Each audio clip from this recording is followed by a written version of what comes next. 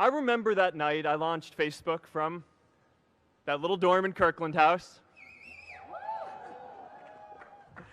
I went to Noakes with my friend KX, and I remember telling him clearly that I was excited to help connect the Harvard community, but one day someone would connect the whole world.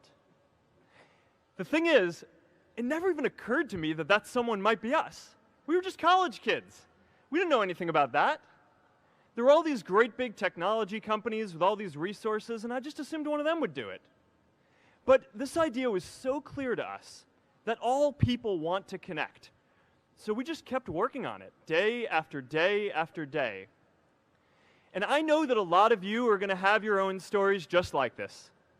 A change in the world that seems so clear that you are sure someone else is going to do it. But they're not. You will. But it's not enough to have that purpose yourself. You also have to create a sense of purpose for others.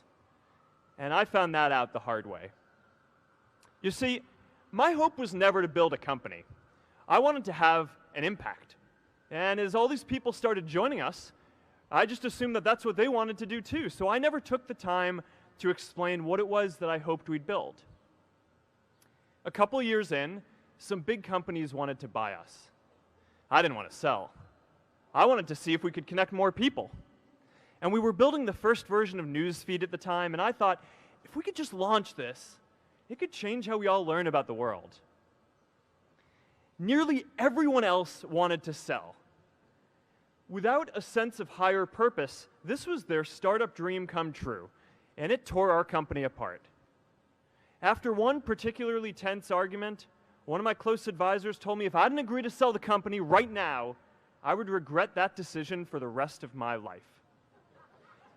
Relationships were so frayed that within a year or so, every single person on our management team was gone. That was my hardest time leading Facebook. I believed in what we were doing, but I felt alone. And worse, it was my fault. I wondered if I was just wrong, an imposter, a 22-year-old kid who had no idea how things actually worked. Now, years later, I understand that is how things work when there's no sense of higher purpose. So it's up to all of us to create it so we can all keep moving forward together. And today, I want to talk about 3 ways that we can create a world where everyone has a sense of purpose. By taking on big, meaningful projects together. By redefining equality so everyone has the freedom to pursue their purpose.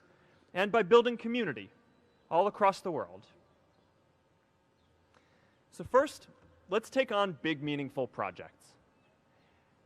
Our generation is going to have to deal with tens of millions of jobs replaced by automation like self-driving cars and trucks. But we have the potential to do so much more than that. Every generation has its defining works. More than 300,000 people worked to put that man on the moon, including that janitor. Millions of volunteers immunized children around the world against polio, and millions of more people built the Hoover Dam and other great projects. And now it's our generation's turn to do great things. Now I know, maybe you're thinking, I don't know how to build a dam. I don't know how to get 1 million people involved in anything. Well, let me tell you a secret. No one does when they begin. Ideas don't come out fully formed. They only become clear as you work on them. You just have to get started. If I had to know everything about connecting people before I got started, I never would have built Facebook. Movies and pop culture just get this all wrong. The idea of a single eureka moment is a dangerous lie. It makes us feel inadequate because we feel like we haven't had ours yet. And it prevents people with seeds of good ideas from ever getting started in the first place. Oh, and you know what else movies get wrong about innovation? No one writes math formulas on glass, okay? All right? That's not a thing, okay?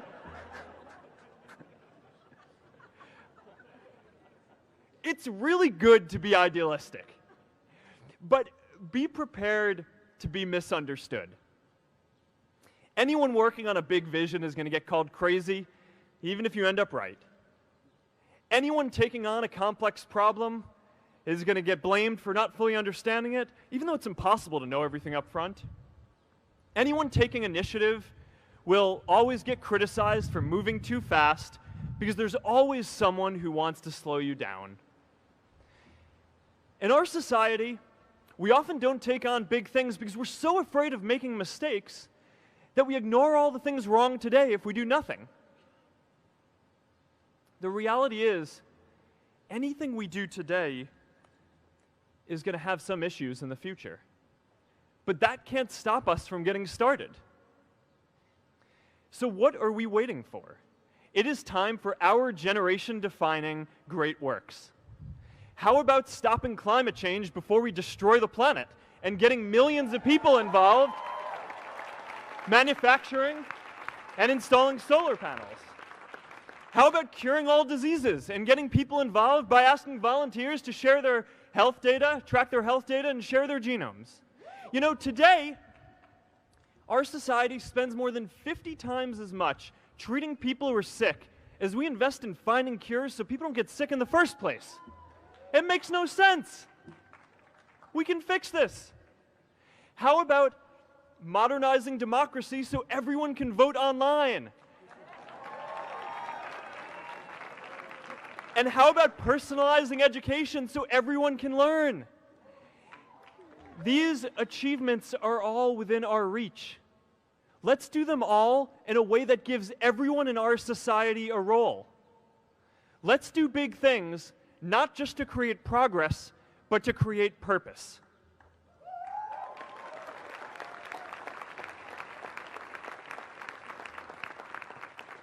So taking on big, meaningful projects together is the first thing we can do to create a world where everyone has a sense of purpose.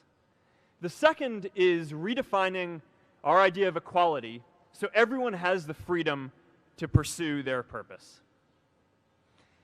Now, many of our parents had stable jobs throughout their careers, but in our generation, we're all a little entrepreneurial, whether we're starting our own projects or finding our role in another one.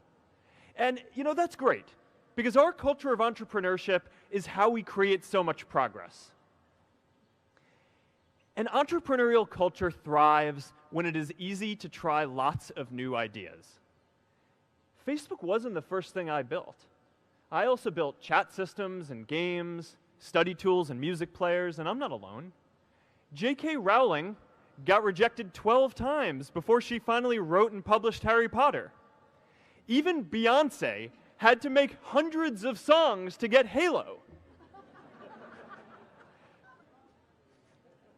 The greatest successes come from having the freedom to fail. Now, today, we have a level of wealth inequality that hurts everyone. When you don't have the freedom to take your idea and turn it into a historic enterprise, we all lose. And right now, today, our society is way over-indexed on rewarding people when they're successful, and we don't do nearly enough to make sure that everyone can take lots of different shots. Now, let's face it, there is something wrong with our system when I can leave here and make billions of dollars in 10 years, while millions of students can't even afford to pay off their loans, let alone start a business.